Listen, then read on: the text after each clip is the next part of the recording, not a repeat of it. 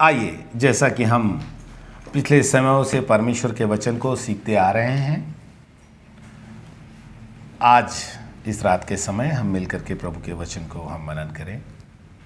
और हम लगातार उस व्यभिचार के संबंध में बातें कर रहे थे कि किस रीति से व्यभिचार का पाप दुष्ट आत्माओं को न्योता देने के बरोबर है और उसके कारण कितने लोग अपने जीवन को तबाह कर बैठे। हमने उसमें 1, 2 और 3 कारणों को देखा है कि किस रीति से दुष्ट आत्माएं एक व्यक्ति के जीवन को नाश कर देती हैं यदि वह सचेत ना रहे। और हमने पिछले सप्ताह ही इस विषय को हमने देखा था कि कैसे एक व्यक्ति के जीवन में दुष्ट आत्माएं जो हैं घर कर जाती हैं, उन्हें दबाने लगती हैं, उन्हें परेशान करने लगती हैं और उनका जीवन आहिस्ता आहिस्ता उन बर्बादी के कगारों पर पहुंच जाता है। तो ये सब बातें तुरंत नहीं होता, ये बातों को हमने देखा था। इसके लिए काफ़ी समय के बाद इसका प्रभाव दिखने लगता है। और हमने पिछली बार देखा था केवल गर्दन दबाना ही दुष्ट आत्मा के प्रभाव को नहीं प्रकट करता, बल्कि हमें वचन के लिए वो समझ और ज्ञान नहीं रह जाता। हम परमेश्वर के वचन को समझ नहीं पाते, वो भी दुष्ट शक्ति के प्रभाव के कारण ही होता है। ऐसा हमने पिछली बार परमेश्वर के वचन में देखा था। तो हम इस बार परमेश्वर के वचन में आगे देखने जा रहे हैं और उसके लिए आप शीर्षक अगर लिखना चाहते हैं तो आप लिख सकते हैं, व्यभिचार का पाप आपकी पीढ़ियों को प्रभावित करता है। व्यभिचार का पाप हमारे या आपके पीढ़ियों को प्रभावित करता है। इतना खतरनाक है।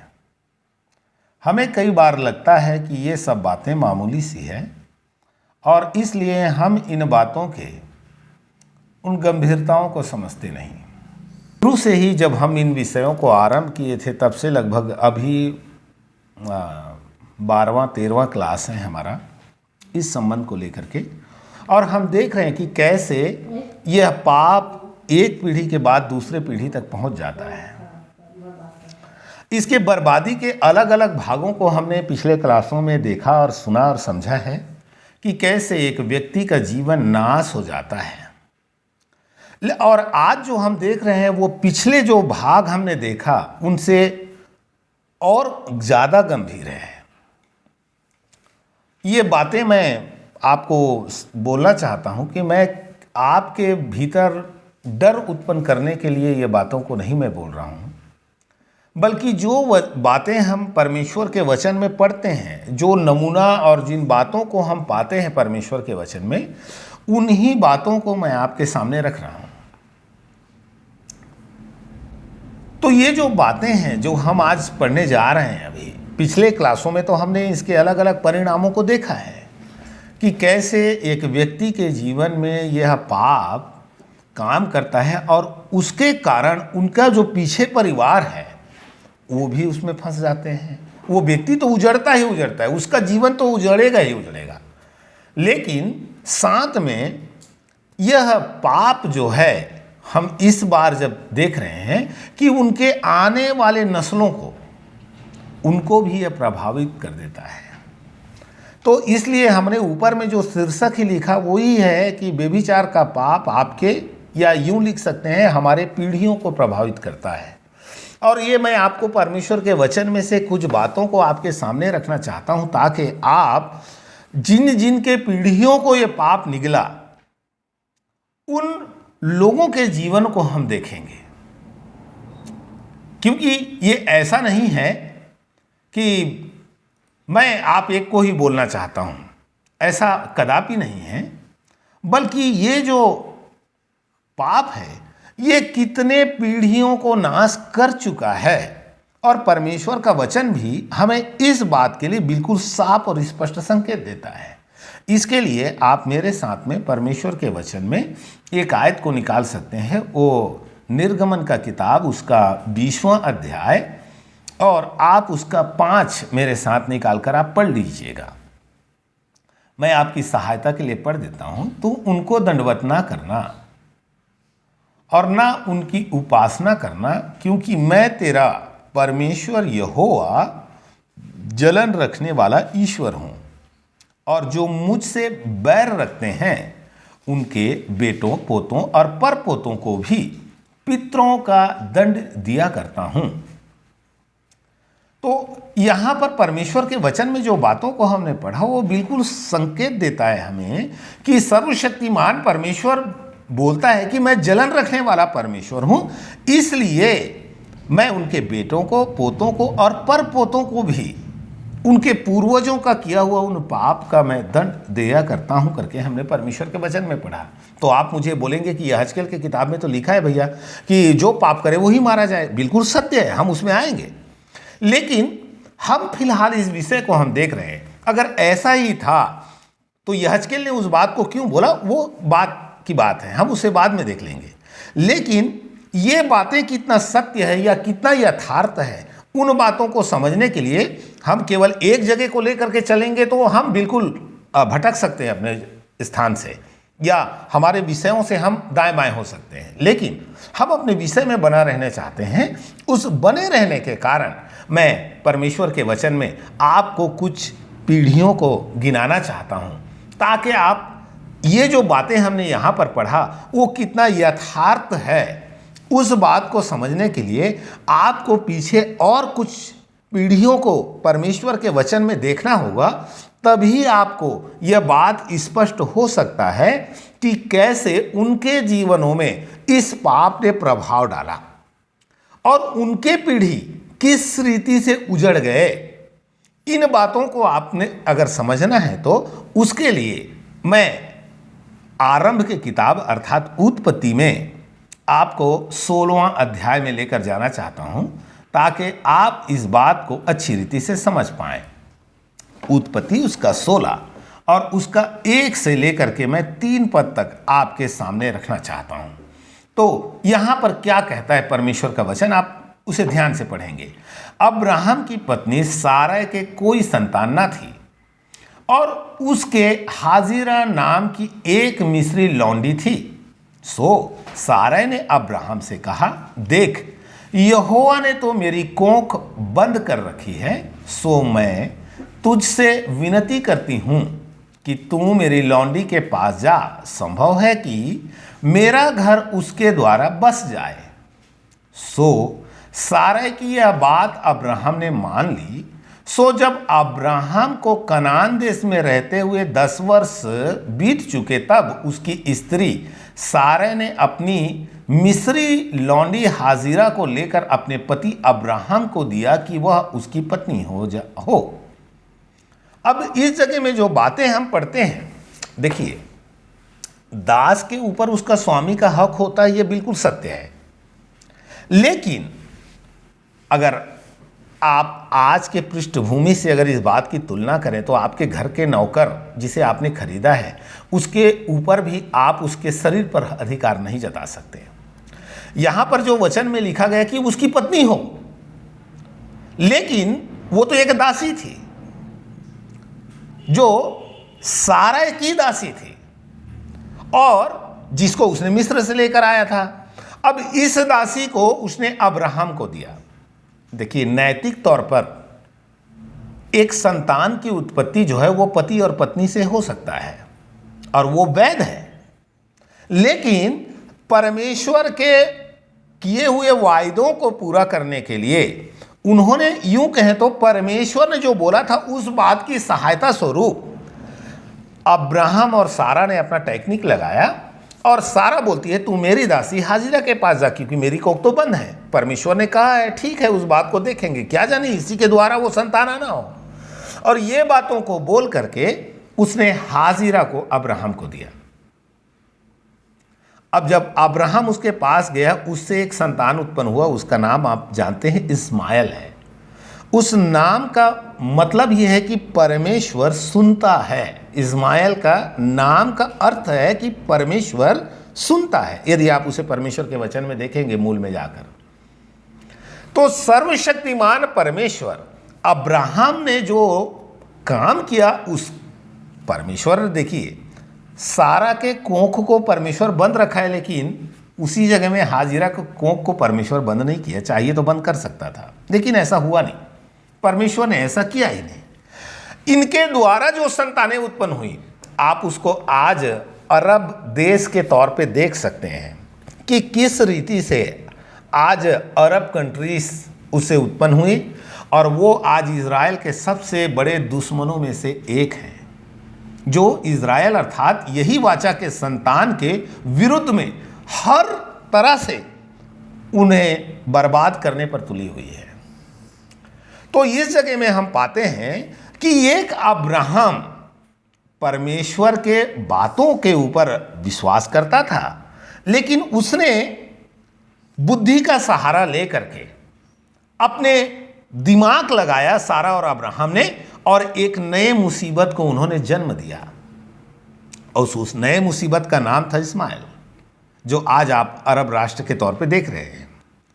तो परमेश्वर सुनता है, उस जगह में बोला, मतलब जो कुछ हुआ उन बातों के बीच में जो साक्षी के तौर पर है वो परमेश्वर है। हमने ऊपर में ही वचन में पढ़ा है कि परमेश्वर उनके पितरों को दंड देता है। अगर एक ने किया अपराध तो उसके नाती और पोतों को भी परमेश्वर छोड़ता नहीं है। अब ये जो खासकर हम व्यभिचार के संबंध में देख रहे हैं, मैं आपको यह नहीं कहता कि अब्राहम ने व्यभिचार किया, क्योंकि उस समय का व्यभिचार का मापदंड आज के व्यभिचार के मापदंड से बिल्कुल अलग है। लेकिन अनैतिकता का आरंभ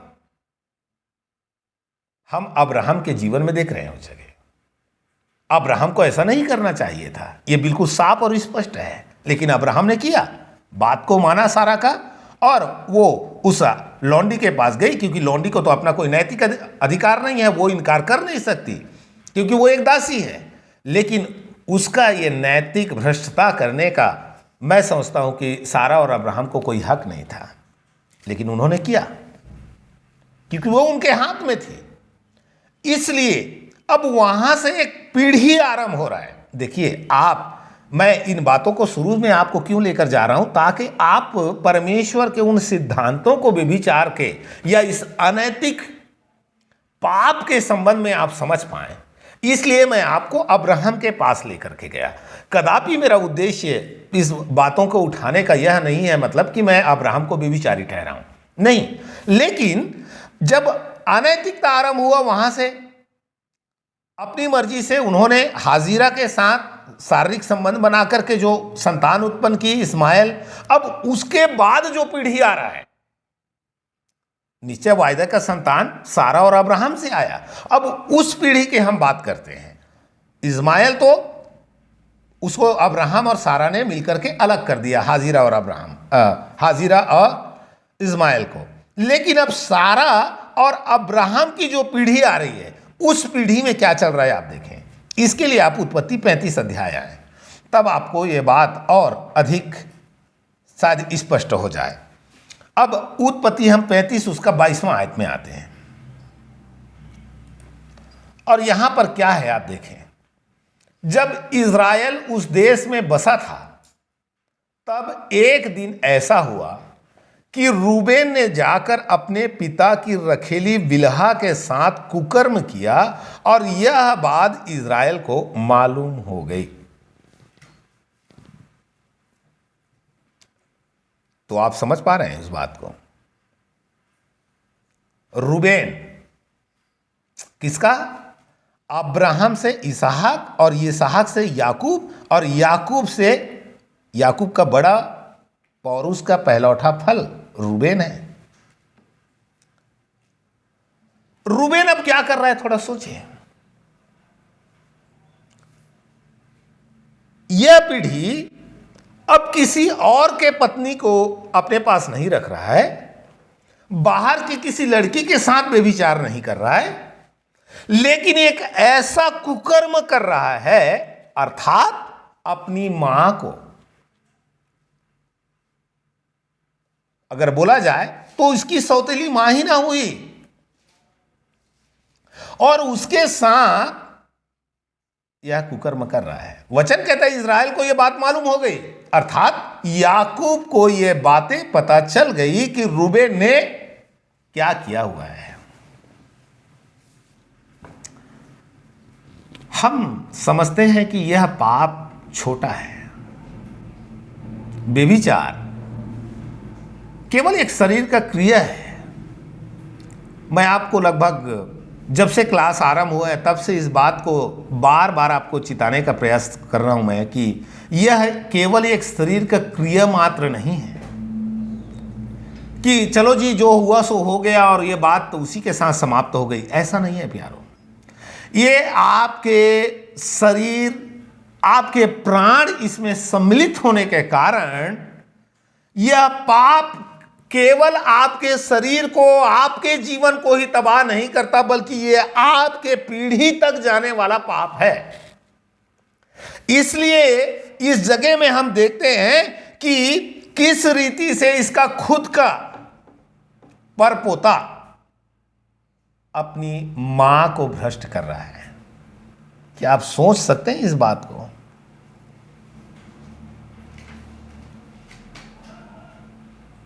अगर आप इन बातों को हल्का में लेकर चलते हैं मेरे जवान प्रिय बहन और भाई, तो मैं आपको सचेत कराना चाहता हूं इस विषय के लिए। यह पाप क्यों पीढ़ी दर पीढ़ी जा रहा है? क्योंकि यह याकूब और यह रूबेन, यह इसहाक, ये सब अब्राहम में था। हम कहते हैं अगर अब्राहम को परमेश्वर ने आशीष दी तो वो आशीष अब्राहम और अब्राहम के पीढ़ी के लिए था। तो जो पाप अब्राहम तक आरंभ हुआ, जो बातें याकूब में आरंभ हुआ, वो बातें अब पीढ़ी दर पीढ़ी चल रही है। तो आप जब इस पाप को करते हैं, स्मरण रखें, आपके पीढ़ी आपके किए हुए कुकर्मों का दंड भोगेगा। वो पाप एक पीढ़ी में जब आरंभ हुआ, वो पीढ़ी दर पीढ़ी पीछे करते हुए, पीछा करते करते करते करते आगे जाएगा। इसलिए हल्के में मत समझिए इस बात को। हम समझते हैं कोई बात नहीं। आज जवान हमारे भाई बहन लोग व्यभिचार को एक फैशन बना चुके हैं। वो लोग समझते हैं ये तो हमारे लिए एक फैशन है, कोई बड़ी बात नहीं है, ये एक फैशन है। जिसका आज के युग में कोई गर्लफ्रेंड ना हो, बॉयफ्रेंड ना हो, तो वो तो समझ लो लल्लू है, उसका जीवन बेकार है, वो किसी काम का नहीं। ये आप समझ सकते हैं। पर आज इन बातों को सुनने के बाद आप इन फैसलों में पहुंचिएगा। आप अगर इस प्यार मोहब्बत के चक्कर में पड़े हुए हैं, आपको गर्लफ्रेंड और बॉयफ्रेंड का चक्कर अगर चल रहा है, तो आप मेरी बात को ध्यान से सुने। चाहे आप शादीशुदा हो, चाहे आप बैचलर हैं, तो फिर भी अगर आप इन पापों में मस्त हैं, तो स्मरण रखिएगा ये आपके पीढ़ियों में जाएगा। ये पाप एक पीढ़ी में समाप्त नहीं होता। अगर आपके किसी पीढ़ी ने इस प्रकार का कुकर्म में लिप्त है, तो वो आप तक भी पहुंच सकता है। ये एक दुष्ट आत्माएं है, जो हमने पिछले क्लासों में देखा था। वो दुष्ट आत्माएं पीढ़ी दर पीढ़ी पीछा करते करते आ रहा है। ये पाप नस्लों में बह रहा है प्यारो। तो अब रूबेन अपने इस पाप के कारण या यह कुकर्म के कारण अपने पहलौठे के हक को गंवा बैठा। मतलब जो आशीषें इनको इनके पूर्वजों से मिलना था, उन आशीषों को ये खो बैठा।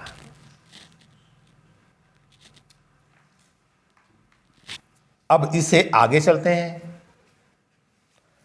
आइए इसका सेकेंड पॉइंट्स में हम आगे बढ़े। उत्पत्ति उसका 38 अध्याय आ जाइए और उसका 38 का आप मेरे साथ में पहला आयत से लेकर आगे पढ़ेंगे। मैं फिलहाल आपको एक ही 2 आयत पढ़ा देता हूं ताकि आप आगे आप इस घटना को समझ सकते हैं। उन्हीं दिनों में ऐसा हुआ कि यहूदा अपने भाइयों के पास से चला गया और हीरा नाम एक अदुल्लम वासी पुरुष के पास डेरा किया। वहां यहूदा ने सुआ नाम एक कनानी पुरुष की बेटी को देखा और उसको ब्याह कर उसके पास गया। वह गर्भवती हुई और उसके एक पुत्र उत्पन्न हुआ और यहूदा ने उसका नाम एर रखा। और वह फिर गर्भवती हुई और उसके एक और पुत्र उत्पन्न हुआ और उसका नाम आमोन रखा गया। अब इस घटना को आप बाद में पढ़िएगा, मैं समय बचाने के खातिर मैं कम ही आयत को आपके सामने पढ़ रहा हूं। अब हम देखते हैं यहां पर की घटनाएं क्या है कि ये यहूदा के 2 बेटे हुए, 3 बेटे, क्षमा चाहता हूं। तो 3 में से 2 बेटे, इसका पहला जो पुत्र था वो मर गया कुछ दिनों के बाद, क्योंकि परमेश्वर का वचन कहता है वो यहोवा के लेखे दुष्ट था, सो वो मर गया। अब जैसे इज़राइल में जो रीति थी उसके आधार पे उसे तमार के पास उसने दूसरे को भेजा, अपने दूसरे बेटे को, और दूसरा बेटा भी परमेश्वर के विरुद्ध अपराध किया, अर्थात उसने अपने जो नैतिक जो धर्म होता है कि अपने भाई के लिए संतान उत्पन्न करना, उसने उस बात को अनुचित समझा। उसने बोला कि अगर मैं संतान उत्पन्न करूंगा तो वो संतान मेरी नहीं बल्कि मेरा भाई का होगा। इसलिए उसने भी अपने भौजाई के पास जाने और उसके द्वारा संतान उत्पन्न करने से उसने इनकार किया। और हम देखते हैं कि अपने बीवी को उसने जब जमीन पर स्खलित किया, परमेश्वर ने उसे भी मार डाला। अगला हम देखते हैं, फिर उसके बाद में उसकी तीसरा जो बेटा था, तीसरा बेटा को यहूदा ने देखा कि इसके पास जाने से तो मर रहे हैं बच्चे। उसने अपना दिमाग लगाया, बोला कि मैं ऐसा नहीं करूंगा, अगर ऐसा करूंगा तो हो सके शायद ये भी मर जाए। तो वो अपने बहू को उसके मायके छोड़ आई। कुछ दिनों के बाद में हम देखते हैं कि यही तमार, जब इसे मालूम चला कि अब यह अपने छोटे बेटे को मेरे पास आने नहीं देना चाहता, ये वेश्या का रूप धारण करके मार्ग में बैठ गई। और यहूदा जो इसका ससुर था, इसने देखा कि ये कोई देवदासी है, अर्थात कोई वेश्या है, और वो वेश्या समझ करके उसके पास गया। अगर हम इस घटना को देखें तो नैतिक रूप से कोई भी अच्छाइयां नहीं है। क्यों? क्योंकि एक बहू का, एक ससुर का बहू के पास जाना, अर्थात समाज में उसे बेटी का दर्जा दिया जाता है, उस बीच उसके लिए कोई तरीका से उचित नहीं था प्यारो। लेकिन हम देखते हैं कि यहां पर यहूदा और तमार से आगे संतान उत्पन्न हुई। हाँ, पापियों को परमेश्वर प्रभु के शरण में जगह है। आप कहेंगे कि तो यही तमार का नाम वहां यीशु मसीह के वंशावली में है, बिल्कुल सत्य है, मैं उससे इनकार नहीं कर रहा हूं। लेकिन मैं आपको वो घटनाएं बता रहा हूं कि एक एक करके ये पीढ़ी किस रीति से जा रही है। तो इस पीढ़ी में भी हम देखते हैं कि कैसे एक ससुर और एक बहू कैसे उत्पन्न हुआ, आगे संतानें हैं यहूदा का। अब इसके बाद की तीसरी घटनाएं, आइए हम तीसरा घटना में चलते हैं। और इसका तीसरा घटना दूसरा सामुएल में हमें मिलता है। दूसरा सामुएल और उसका 11वां अध्याय, 11 का उसका 1 से हम अगर आगे पढ़ेंगे तो आपको स्मरण होगा, यही अब्राहम के वंश से आ रहा है दाऊद। पहला हमने देखा रूबेन का, दूसरा हमने देखा यहूदा और तमार का, अब तीसरा इसमें है राजा दाऊद और बतशेबा का। राजा दाऊद, अगर आप इस घटना को पढ़ेंगे, आप घटना बाद में पढ़ लीजिएगा, क्योंकि मैं सब घटनाओं को आपके सामने क्रमानुसार पढ़ करके इतना वचन नहीं रख सकता, क्योंकि हमारे पास समय सीमित है। तो यहां पर मैं पहला ही आयत आपको पढ़ देता हूं, 11 का 1। फिर जिस समय राजा लोग युद्ध करने को निकला करते थे, उस समय अर्थात वर्ष के आरंभ में दाऊद ने योआब को और उसके संग अपने सेवकों को और समस्त इजरायलियों को भेजा, और उन्होंने अम्मोनियों को नाश किया और रबा नगर को घेर लिया, परंतु दाऊद यरूशलेम में रह गया। अब आप इस घटना को बाद में पढ़िएगा, तब कैसे कैसे एक एक बातें हो रहा है आपको मालूम चलेगा। मैं आपको ये एक आयत क्यों पढ़ा रहा हूं, ताकि आप समझ पाएं कि जिस समय राजा लोग युद्ध में निकला करते थे, हमारा राजा दाऊद वो युद्ध में ना जाकर के घर में रह गया। तब ये क्वेश्चन उठता है, राज्य का सबसे बड़ा मुखिया वो घर में है, और वो भी आगे आप वचन में पढ़ेंगे तो मालूम चलेगा ये छत पर टहल रहा था। जब इसकी प्रजा, जब सैनिक अपने जान हथेलियों में लिए हुए बॉर्डर पर लड़ाई कर रहे हैं, ये बाबू छत के ऊपर टहल रहा था। परिणाम क्या हुआ आगे आप देखेंगे तो आपको मालूम चलेगा। बतशेबा को जब इसने देखा, बहुत सुंदर थी, उसको जैसे ही देखा, उसको अपने अधिकारियों को बुलवाया और बोला उसको बुला करके लेकर आओ। और जैसे ही बतशेबा आई, उसके साथ में इसने शारीरिक संबंध किया। बोलने का मतलब 1 2 3 ये सब आरंभ हुए हैं एक जगह से, इनका मूल पिता एक ही है।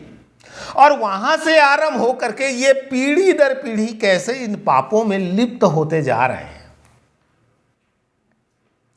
राजा दाऊद एक अच्छा परमेश्वर का भक्त, परमेश्वर जिसके विषय में कहता है कि मेरे मन के अनुसार का एक जन, ये मन के अनुसार का एक व्यक्ति इस पाप में गिरा कैसे, ये हमारे लिए एक बहुत बड़े सबक है। हम कई बार आत्मविश्वास से भर जाते हैं, हम यह बोलने लगते हैं मैं अच्छा हूं, मैं अच्छा हूं। ठीक है, आप अच्छे हैं, लेकिन सचेत हो जाइए।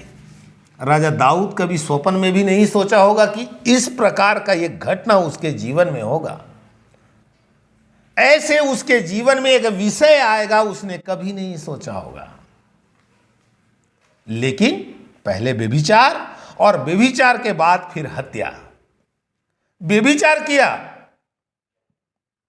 दाऊद कभी हत्या करेगा करके आप सोच नहीं सकते।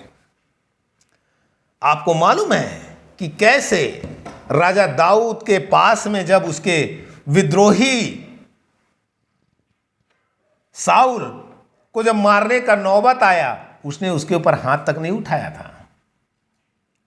उसके वस्त्र के एक छोर को काट के दूर खड़ा होकर के उस वस्त्र को काटने के कारण भी रोता रहा। एक ऐसे मन का व्यक्ति हित्ती उरिया को क्यों मरवा डाला? उसने एक पाप को ढकने के लिए दूसरा एक अपराध किया। प्यारो, आरंभ इसका देखिए कहां से हो रहा है। पीढ़ी में बह रहा है ये पाप। इतना ही नहीं, आप आगे और आ जाइए, आगे और घटनाएं हैं हमारे सामने, हम उन घटनाओं को देखते हैं। इसी का दूसरा सामुएल उसका 13 अध्याय और 13 में क्या कहता है, आप वहां पर आकर के देखें। 13 का 1 से जब हम पढ़ते हैं, अब उसके बाद के आप घटनाओं को आप देखेंगे। 13 का जब 1 से हम पढ़ते हैं, दूसरा सामुएल 13वां अध्याय उसका 1 से लेकर आगे, तो हम यहां पर अम्मोन और तमार के विषय में पढ़ते हैं। राजा दाऊद, उसने व्यभिचार किया, निपट गया, सोचा होगा। उसने परमेश्वर के सामने माना, पश्चाताप भी किया, भजन संहिता 51 हमें लिख करके दिया, ये सारी बातें हैं। लेकिन तो भी उसका पीढ़ी इस पाप के कटनी को कैसे काट रहा है, आप उस बात को देखें। अब आप यहां पर जब पढ़ते हैं, आपको मिलेगा कि इसके खुद के बेटा और खुद के एक बेटी, भाई बहन, और यहां पर हम देखते हैं कि कैसे अम्मोन जो है वो तमार पर मोहित हो गया, जिसको आप अपनी भाषा में, आज के भाषा में आप जो प्यार मोहब्बत का नाम देते हैं, वही हुआ इसको भी। और उसके बाद में हम देखते हैं कि उसे निपटने के लिए, उसे पाने के लिए, तमार को पाने के लिए अपने आप को बीमार कर बैठा और फिर एक षड्यंत्र रच करके तमार को उसने हासिल किया। बलात्कार है एक तरीका से। और यह बलात्कार एकदम हुआ क्या, उसके लिए योजना बनाया इसने। लेकिन हम इसके पीछे पीढ़ी को देख रहे हैं, पीढ़ी दर पीढ़ी आ रहा है। और इसके पीढ़ी में दाऊद ने भी इन बातों को कभी स्वप्न में नहीं सोचा होगा कि एक ऐसी घटनाएं वो भी मेरे पीढ़ी में आएगा, मेरी संतान ऐसे करेंगे, उसे स्वप्न में भी नहीं सोचा होगा। लेकिन हम देखते हैं कि कैसे आमोन उसके खुद के बहन तमार के साथ में बलात्कार किया, उसके बाद उसे रखने से भी इनकार किया, मार करके बाहर निकाल दिया। क्योंकि इश्क का भूत बहुत जल्दी उतर जाता है। आप में से अगर मेरी बातों को सुन रहे हैं, अगर किसी को ऐसा चढ़ा हुआ है इसका भूत, तो मेरी बातों को आप कान खोल करके आज सुन लीजिएगा। ये आपके शरीर को हासिल करने के लिए है, आपको पाने के लिए, आपसे प्रेम करने के कारण नहीं है। ये भूत केवल शरीर का भूख है, थोड़े दिनों के लिए वो भूख की तृप्ति हो जाए, फिर आप उसके किसी काम के नहीं। अगर कोई बहन मेरी बातों को सुन रहा है तो मेरी बातों को ध्यान देना। आपके शरीर को पाने के लिए कोई आपके ऊपर जान छिड़कने को तैयार हो, लेकिन स्मरण रखिएगा, जैसे ही उसका भूख मिटेगा वो उस डिस्पोजल के समान आपको उठाकर बाहर फेंक देगा। यही काम किया वहां पर। उसको शरीर का एक भूख था, जैसे ही पूरा हुआ बोली भाग जाए यहां से, मैं तुझे अपनाऊंगा भी नहीं। रोती रही तमार, लेकिन उसे अपनाया नहीं। प्यारो, हम देख रहे हैं कि बेविचार का पाप कैसे पीढ़ियों को निगल रहा है। अब यहां पर हम देखते हैं आमोन और तमार, राजा दाऊद, बतशेबा। अब उसके बाद आइएगा अगला, पहला राजा उसका 11वां अध्याय।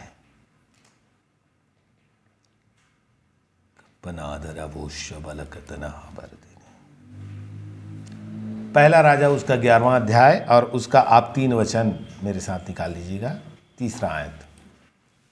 और यहां पर क्या कहता है देखिए। अब दाऊद राजा का बेटा, दाऊद और बतशेबा से उत्पन्न हुआ सुलेमान। और क्या लिखा है आप वहां 3रा वचन में आप देख सकते हैं मेरे साथ में, मैं आपके लिए पढ़ देता हूं। और उसके 700 रानियां और 300 माफ करिएगा, हाँ 300 रखेलियां हो गई थीं। और उसकी इन स्त्रियों ने उसका मन बहका दिया। तो आप घटनाओं को समझ रहे हैं। और 300 रखेलियां, कुल 1000 स्त्रियां हुई।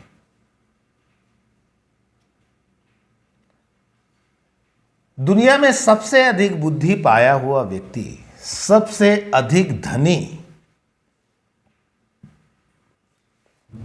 बगैर मांगे परमेश्वर ने जिसे बहुत कुछ दिया, परमेश्वर के मंदिर बनाने का श्रेय भी आप इसी सुलेमान को मिला। इसने इज़राइल में सब तरह का विधि ठहराया। इसके पिता दाऊद ने वो सारा सिस्टम करके दिया। इसने उन बातों को लागू किया था इज़राइल में। सब बातों को क्रमानुसार याजकों के उनके जिम्मेवारियों को सौंपा।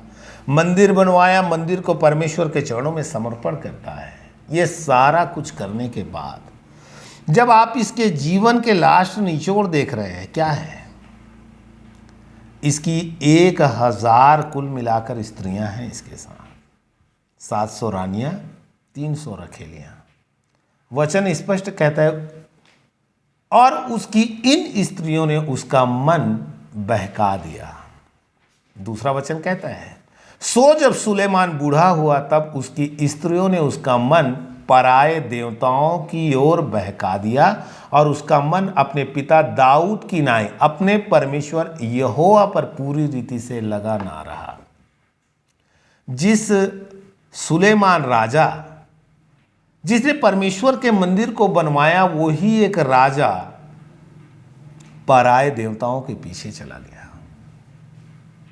सुलेमान भी अपनी ताह उम्र स्त्रियों के पीछे भागता रहा।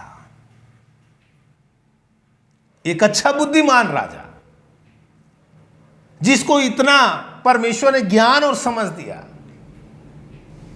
ऐसा एक राजा अपने जीवन में कोई नियंत्रण ना रखकर ऐसे अनगिनत स्त्रियों को अपने पास रखने लगा।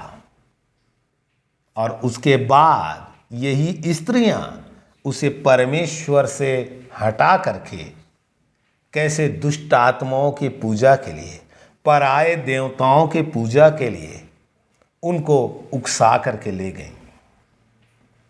विश्वासियों के अगर आप योद्धाओं के पंक्ति में देखेंगे, आपको सुलेमान का नाम नहीं मिलेगा। प्यारो, इतने सारे पीढ़ियों को हमने देखा। मैंने आपके सामने 5 पीढ़ियों को रखा है, एक के बाद एक, एक के बाद एक, एक के बाद एक। आज जो आप मुझसे सुन रहे हैं, मैं आपके पास इस बात को रखना चाहता हूं। क्यों? परमेश्वर की आत्मा ने इन बातों को लिख करके रखा है।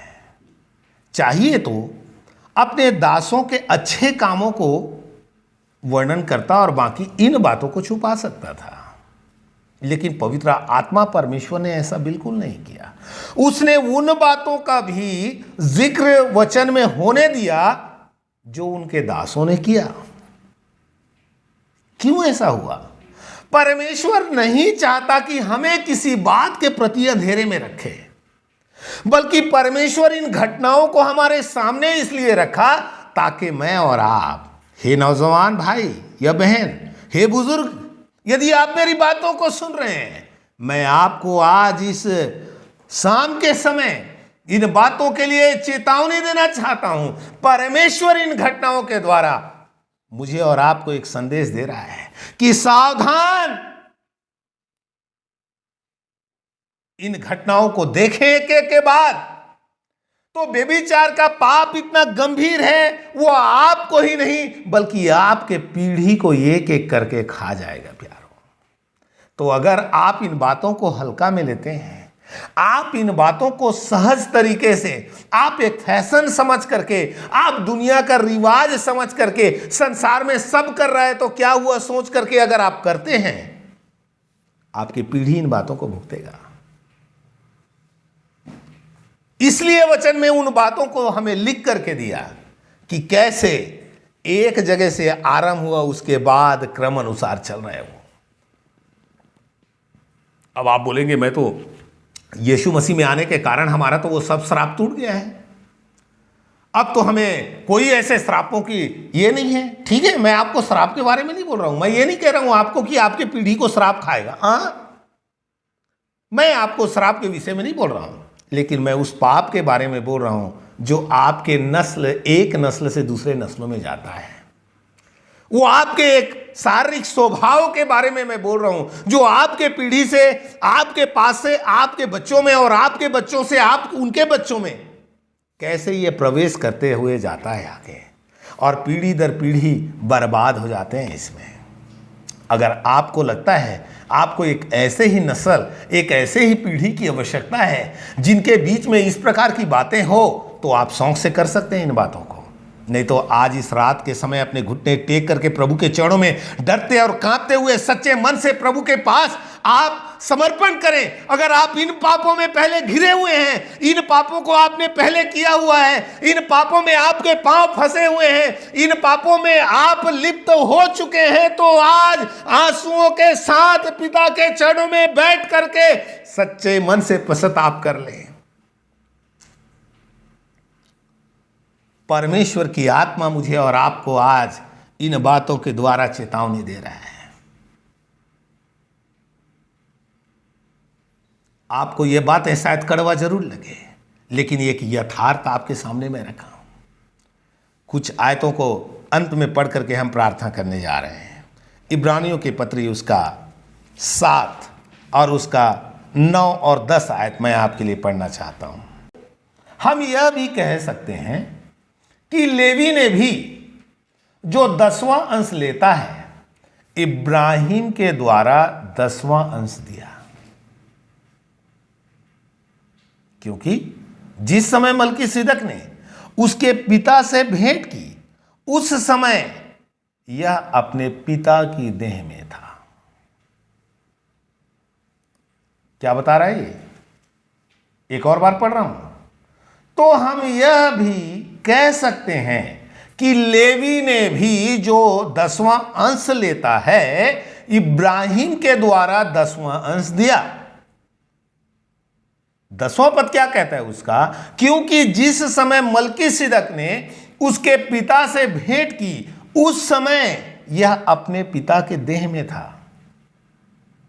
इसका मतलब यही तो बात समझाना चाहता था मैं आपको, इसलिए उन पीढ़ियों का हमने जिक्र किया पीछे कि अब्राहम के द्वारा लेवी जो सबसे 10वां अंश लेता है, अर्थात लेवी के वंशज आगे आपको मालूम है वो कैसे याजक पद में आए, तो ये सबसे जो 10वां अंश लेता है पूरा इजराइल से, अब्राहम में होकर इसने मलकीसिदक को 10वां अंश दिया करके वचन में लिखा है। क्यों?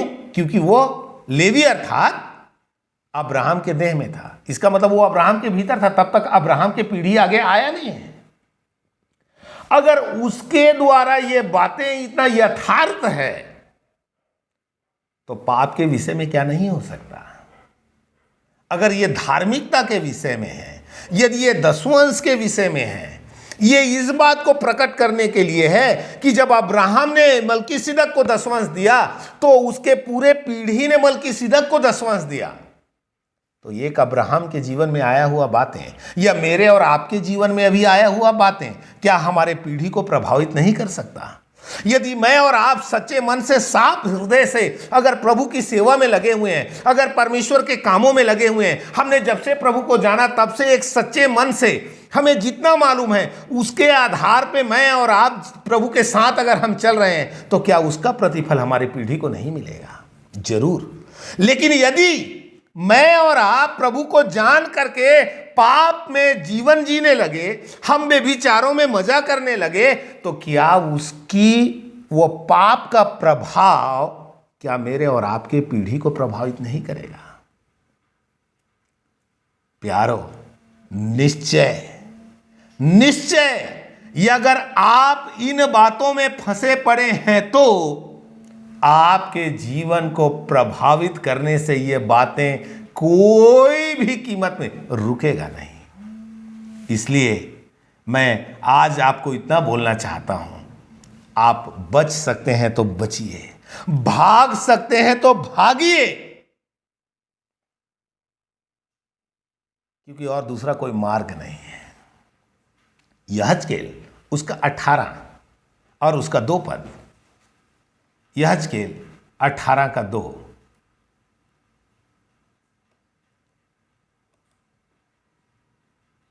हालेलुया, स्तुति हो।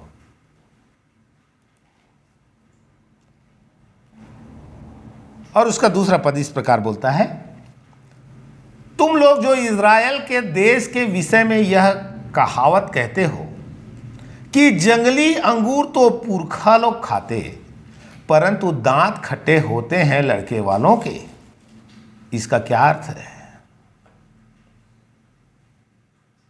तो आपको निश्चय ये कहावत समझ आ गई होगी कि बाप दादों ने खाए जंगली अंगूर, दांत खट्टे हुए उनके बच्चों के।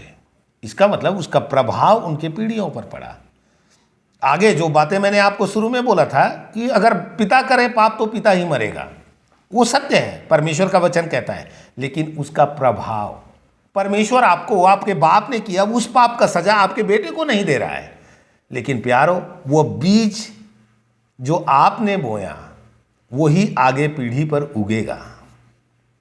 इसलिए आप इन बातों को ऐसा ना समझें कि नहीं यहजकेल में ये लिखा है कि भाई वो तो बाप करे तो बाप ही भोगेगा। बिल्कुल सत्य है। मैंने ये नहीं बोला कि आप पाप करोगे तो आपके पुरखा उस पाप को भोगेंगे या उस पाप के सजा उनके ऊपर आएगा, नहीं। लेकिन अगर आपने किया है, आपकी मानसिकता इतनी भ्रष्ट, लालची और व्यभिचारी, कुकर्मी आप हैं, तो वह आपके पीढ़ी में भी प्रभाव डालेगा। वही बातें जो आपने जिस मानसिकता के साथ आरंभ किया है वो मानसिकता बदलता नहीं है इतना जल्दी। इसलिए मेरे प्यारों, मैं आपसे यह कहना चाहता हूं, डरते और कांपते हुए प्रभु के पीछे सच्चे मन से चलें। बेशक हमारे जीवन केवल 2 ही दिन का क्यों ना हो, हम सत्य बोल करके मर जाएं, हम पवित्रता में चलते हुए हमारा जीवन चाहे मिट जाए, संसार हमें पसंद करे ना करे, ग्रहण करे ना करे, हमें ठुकरा दे, उसकी कोई चिंता नहीं। लेकिन कम से कम मैं खरा हृदय से तो प्रभु के पीछे चल सकता हूं। दुनिया चाहे जो मर्जी कहना है वो कहने दो, मैं एक सच्चे हृदय से अगर प्रभु के पीछे चलूं तो केवल मैं ही नहीं बल्कि मेरे आने वाले जो पीढ़ी हैं वो भी उस खरे मार्गों पर चलेंगे, वो भी उसी सत्य मार्गों पर चलेंगे। लेकिन स्मरण रखें, यदि हमने उन कामों को किया हुआ है, हमने अगर ऐसे व्यभिचार और इस प्रकार के कुकर्मों में हम लिप्त हैं, तो उसका प्रभाव निश्चय हमारे पीढ़ियों पर पड़ता है। इसी बात को समझाने के लिए एक और अंतिम आयत पढ़ करके हम प्रार्थना करेंगे। विलाप गीत उसका 5वां अध्याय उसका 7वां पद। हमारे पुरखाओं ने पाप किया और मर मिटे हैं, परंतु उनके अधर्म के कामों का भार हमको उठाना पड़ा है। क्या कहता है? हमारे पुरखाओं ने पाप किया और मर मिटे, परंतु उनके अधर्म के कामों का भार हमको उठाना पड़ा है। ये विलाप गीत आपको मालूम है किस रीति से, इसके पूरे आप अध्याय को पढ़ेंगे आपको कितनी बातें पश्चाताप का मिलेगा। गीत के आप उस किताब को ही आप पढ़ते हैं तो आपको स्पष्ट है, विलाप गीत है। मतलब एक पीड़ा का गीत है। और वो कहता है कि जो काम हमारे पुरखाओं ने की, उन्होंने उसके सजा पाए, वो मिट गए, लेकिन उनका प्रभाव, उनका भार हमारे कांधों तक आ पड़ा है करके भविष्यवक्ता चिल्लाता है। इसका मतलब मेरे प्यारों, निश्चय हमने प्रभु को जाने बगैर जो किया सो किया। वो पाप तो हमने जब यीशु को अपना जीवन दिया तब हमारे धोए गए हैं, वह मिटाया जा चुका है। लेकिन जब मैंने और आपने नया जन्म पाने के बाद, जब हमने प्रभु यीशु को अपना जीवन देने के बाद, जब ऐसे पापों में खेलने लगते हैं, इस प्रकार का काम जब हम करने लगते हैं, स्मरण करें हम प्रभु को नहीं जाने थे तो भी किए हैं, उसका भी कितना प्रभाव जीवन में पड़ता है। तो प्रभु में को जानने के बाद में, उद्धार पाने के बाद में हम प्रभु को जाने, उसके बाद ऐसे करने लगे तो उसका प्रभाव कितना पड़ेगा। और जो ये तो हमने जितनी भी बातें देखी पुराना नियम से, तो जिन्हों को उद्धार से कोई दूर तक लेना देना नहीं था, उनके लिए वायदा एक इस संसार का एक कनान देश था, उनको आशा और उनको आशीषें इस पृथ्वी पर था सब कुछ। अगर उनके पीढ़ियों को इतना प्रभावित किया, मैं और आप अनंत जीवन के लिए, आने वाले उस अनंत राज्य के लिए तैयार हो रहे हैं। हमें दी हुई बुलाहट इस पृथ्वी पर की नहीं वरन उस स्वर्ग की है। अगर हम ऐसा करने लगें, हम अगर इन बातों में लिप्त हो जाएं, हमारा क्या ठिकाना होगा, ये आप खुद ही समझ सकते हैं। और ये कितना गंभीर हो सकता है हमारे लिए प्यारों।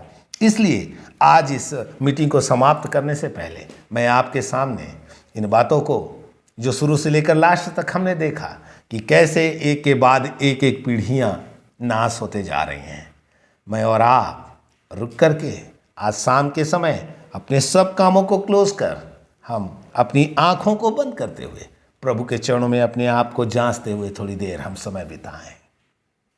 हालेलुया, स्तुति हो। हम मिल करके आज प्रभु से क्या प्रार्थना करेंगे, आप खुद विचार करें, आप खुद ही अपने जीवन को झांकें। हाँ, हमने कितनी बार इन बातों को हल्के में लिया है, हमने कितनी बार इन बातों में खेला है। यदि हमने इन बातों में खेला है तो प्यारो, आप पश्चाताप करके उससे इतना आसानी से बच नहीं सकते। हाँ, आपके पाप धुल जाएंगे। राजा दाऊद का भी तो पाप धोया गया, उसको भी तो श्वेत सिंहासन से माफी मिल गई होंगी, उसे भी पिता ने बहाल कर दिया, लेकिन उसका प्रभाव, जैसे विलाप गीत में हमने पढ़ा, उनके आने वाले पीढ़ियों ने उठाया। उसी तरीका से आपने जब पश्चाताप किया, बिल्कुल सत्य, आप उस पाप से छूट तो जाएंगे, लेकिन आपके पीढ़ियों का क्या होगा। आपके पुरखाओं ने जो की, आपने जो किया है यहां पर, आपने जो किया, आपके आने वाले पुरख हैं, उनका क्या होगा।